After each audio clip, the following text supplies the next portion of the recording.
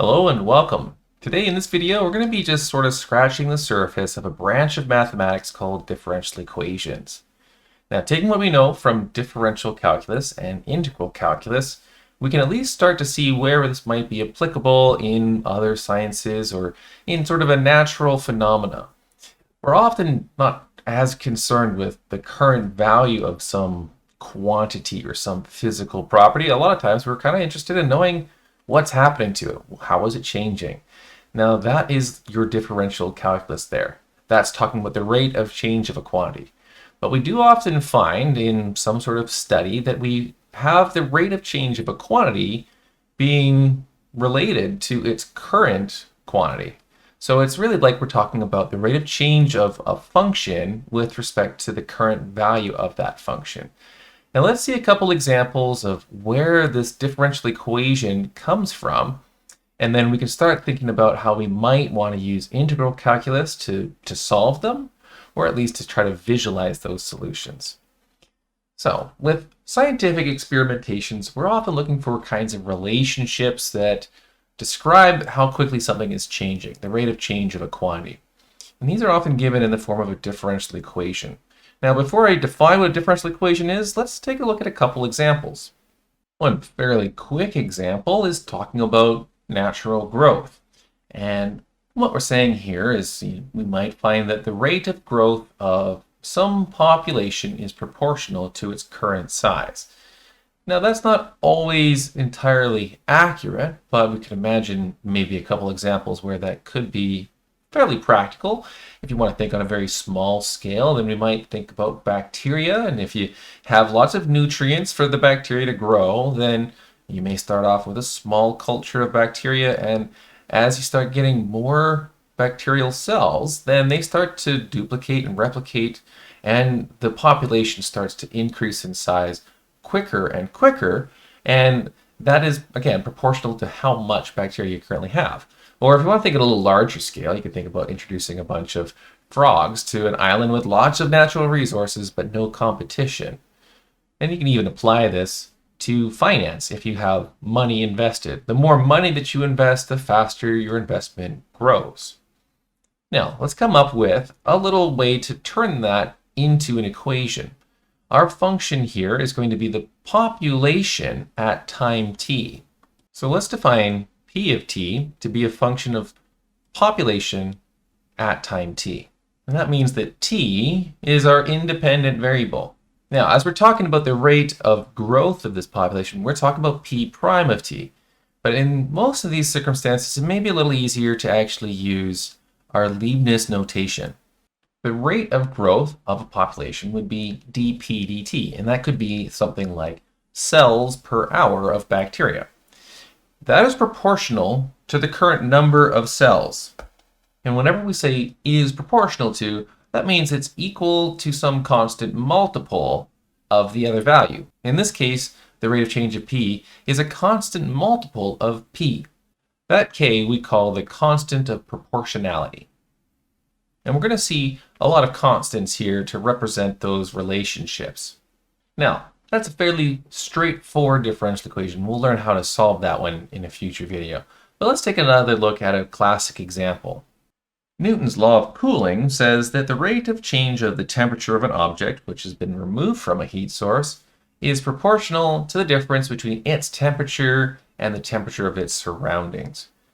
Okay, so in this case, the quantity that's changing is temperature, and it's changing with respect to time. So we're going to let that be our function. We'll let capital T represent temperature and little t represent time.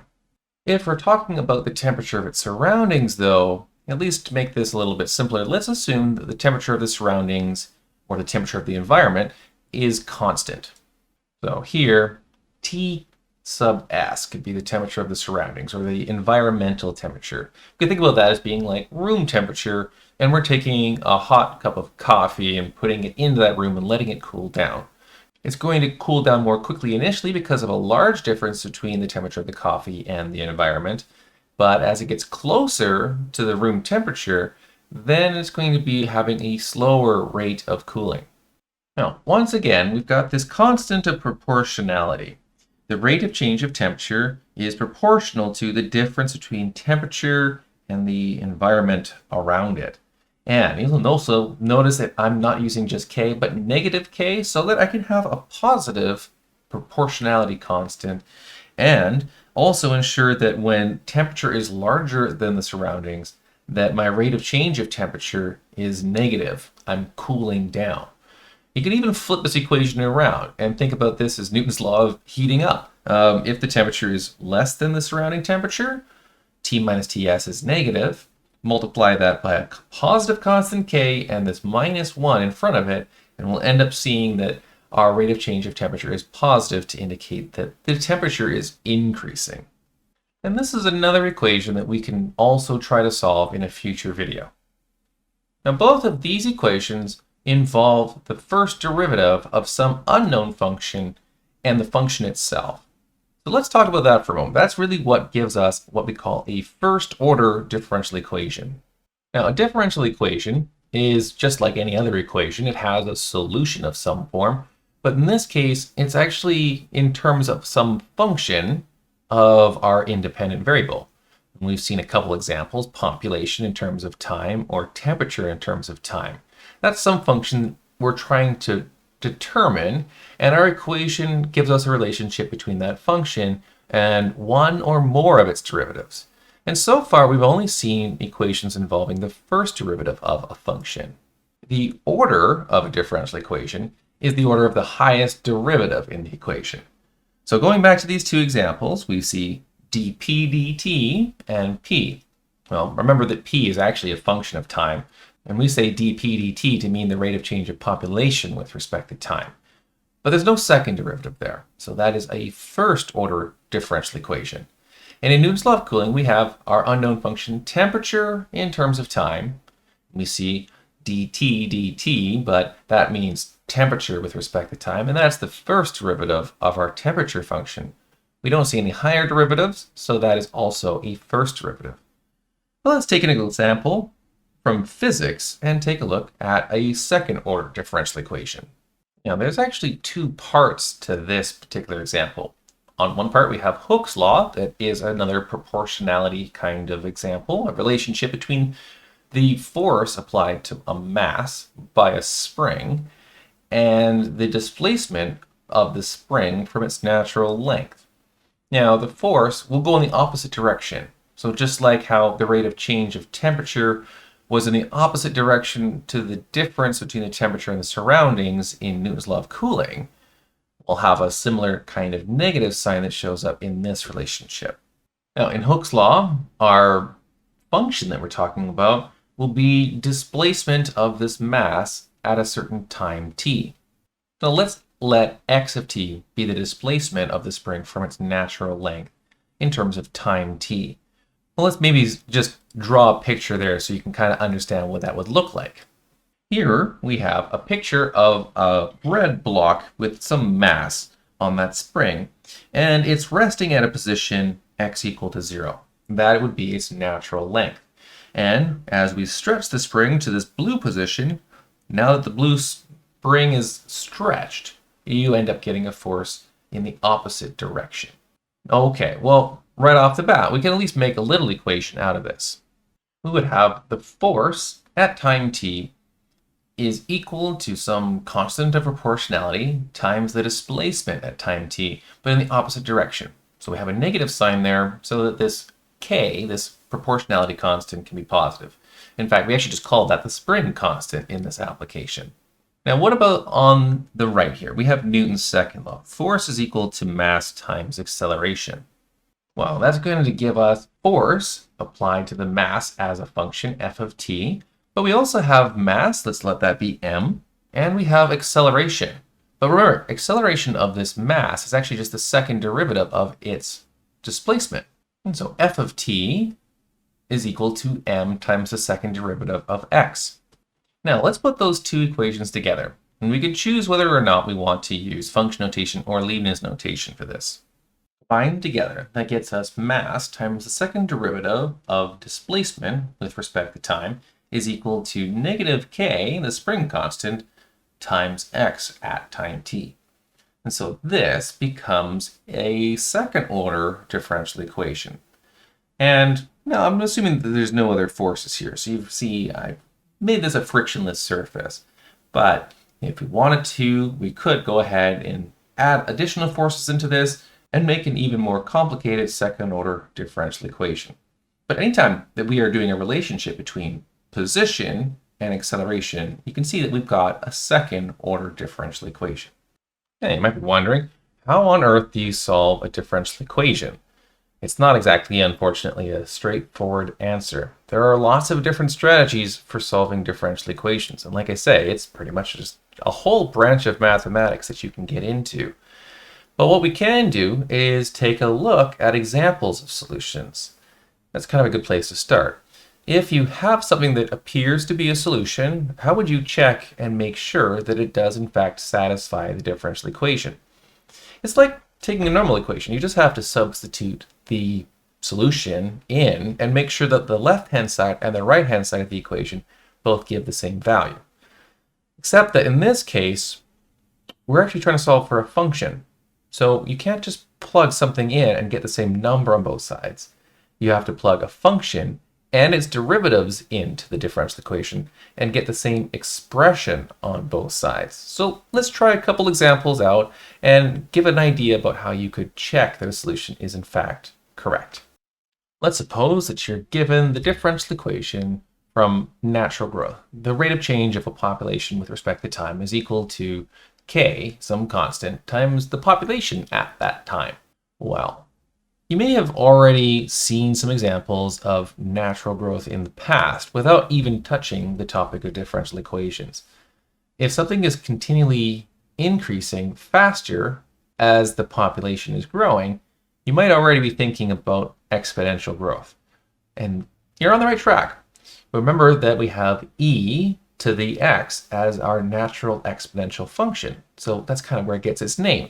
But because we have a k here, let's just see if we can modify that slightly. Let's try e to the kt and see whether or not that is a solution.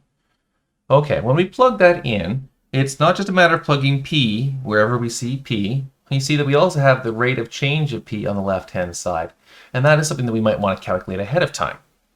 We'll make the substitution p equals e to the kt in the right-hand side of the differential equation. And the derivative dp dt is a simple chain rule, k times e to the kt. In our equation, we have dp dt on the left-hand side, and then we have equals k times p, and we'll make the substitution e to the kt there as well. And so you can see that when we make those two substitutions, the left-hand side and right-hand side of our differential equations give the same expression. It's not a value, but they would be equivalent expressions. Now, that might not be the only solution. Let me try one more here. I'm going to take the same function, but multiplied by a constant, capital A. And let's see if that is a solution. But once again, we aren't just plugging in a number, we're plugging in that function, and we also have to plug in its derivative. So wherever we see p in the differential equation, we're going to substitute in a times e to the kt. And dp dt can be calculated with a quick little chain rule, and that will be a times k e to the kt, and we'll plug that in wherever we see dp dt in the differential equation. And so on the left-hand side of the equation, dp dt is a times k e to the kt. That is equal to k times p, and we'll substitute in p, which is a times e to the kt. And even though the a and the k are just written in opposite orders, we see that these are equivalent expressions, so that is also a solution. Now, which of those is the better solution, e to the kt or a times e to the kt? Well, when we're solving a differential equation, we're looking for the most general solution possible.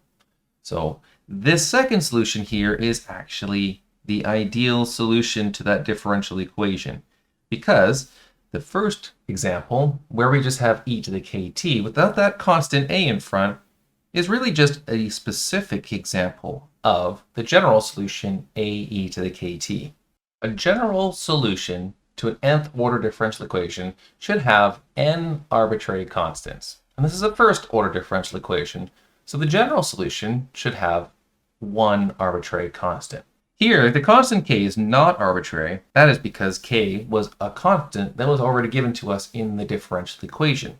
For example, if we were to let k equal 0.02, and we said that the rate of change of a population is equal to 2% of its current value, then we would see that the general solution would be p of t equal to a times e to the 0.02t. But that is still a general solution because I have that arbitrary constant a. Now, in the case where I just had e to the kt, and that was simply just letting a equal to 1, we call that a particular solution. If we wish to know whether a should equal 1 or if a should equal 50, then we just need additional information about the function. And that could be given to us in the application. Given those additional conditions, we can plug those into our general solution and determine the value of unknown constants to get what we call a particular solution. So example, before here, if we have p of t equal to e to the kt when a equals 1, that would be a particular solution for the general solution of a e to the kt. All we would need is just one additional point that the function would have to go through on a first order differential equation so that we could plug in the point for population and time and solve for a. In these kind of applications, we'll be given a differential equation as well as one or more additional conditions. Here you can see again, I've got the rate of change of population is equal to 2% of its current value. And we would actually say that the relative growth rate of this population is 2% or 0.02. And in this second equation, we have information about the population when time is equal to 0. P at time equals 0 equals 150 individuals. Since this is when t equals 0, we call this an initial condition. So we have our differential equation and an initial condition, and what we call this whole problem would be an initial value problem. With this particular initial value problem, we already know the general solution. We know that p of t equals a times e to the 0.0t is the general solution because, well, we plug it in back into the differential equation, and left-hand side and right-hand side give the same expression, and it has one arbitrary constant. But now we want to find out a particular kind of expression that looks like that, but with a replaced with some constant so that p of 0 equals 150. So let's plug in t equal to 0, and let's let the population equal 150. Now that gives us 150 equal to a times e to the 0, but e to the 0 is 1, and that tells us that our constant a must equal 150 so that our function satisfies the initial condition. Once we've determined the value of that unknown constant, then we can rewrite the solution, and we have p of t equal to 150 e to the 0.02t as our particular solution. And that's the only solution that is going to satisfy both the differential equation and the initial condition, since we determined that there was only one possible value of a for this whole initial value problem to be satisfied. Now, of course, this is a first order differential equation, and it's pretty minimal in terms of how much is going on in that equation. If we start taking a look at solutions to Newton's law of cooling, then you've got some additional constants in there, like the temperature of the surroundings. And when we start talking about second order differential equations, then you start getting two arbitrary constants, and we'll need two conditions in order to solve for both of those arbitrary constants. And we could just take a look and see what a solution to a second order differential equation looks like, although we may not be able to get to that solution ourselves just yet. In the example of Hooke's law and Newton's second law, we had a second order differential equation. Mass of the object is some positive constant times the acceleration of the object, and that is the second derivative of its displacement at time t. That is equal to negative k, where k is a positive constant called the spring constant, times x of t, which is the displacement of the object at time t. Remember, x equals 0 is just the natural length of the spring. Now, if you want to think about what a potential solution to this problem would be, you might imagine having a frictionless surface, and you pull a mass on that spring, and it's going to spring backwards, but it's going to continue to oscillate after that. Nothing is stopping it. So why don't we try something like a cosine function? That's a function that starts at its maximum value immediately at t equals 0, and then oscillates back and forth between a negative and a positive. So it might make a lot of sense to start off with cosine of omega t. And omega here is just this frequency of the oscillation. Now, what if that's a solution? Let's check and see by looking at its first and second derivatives and plugging those into the differential equation. We can't forget to use the chain rule for each of these derivatives. That gives us our second derivative, which is equal to negative omega squared times cosine of omega t. Let's see if that works. We need to plug in the function as well as that second derivative. That gives us mass times negative omega squared cosine omega t on the left-hand side, and the right-hand side is equal to negative k times cosine of omega t. Now, they don't look exactly alike, but we can see that there are some common factors that we can cancel from both sides. Where we see a negative on both sides, well, we can cancel that. And we have a cosine of omega t, so we can cancel that from both sides. That just gives us mass times omega squared equal to k. All right, well, if m and k are given to us in the question, then as it turns out, omega isn't really arbitrary at all. There's only two values that we could have for omega. Omega would have to be the square root of k over m, but it could be either the positive or negative of that value. So really, there are two solutions here for different values of omega. And with cosine, as it turns out, if you wanted to put a negative value in for omega or a positive value for omega, since cosine is actually an even function, it gives you the exact same cosine function. Now, there is another possibility for a function that is oscillating like that. What if we had our solution being something of the form sine of t? Except that, again, we might have some sort of interesting frequency where it's not just a period of 2 pi. We could have sine of omega t.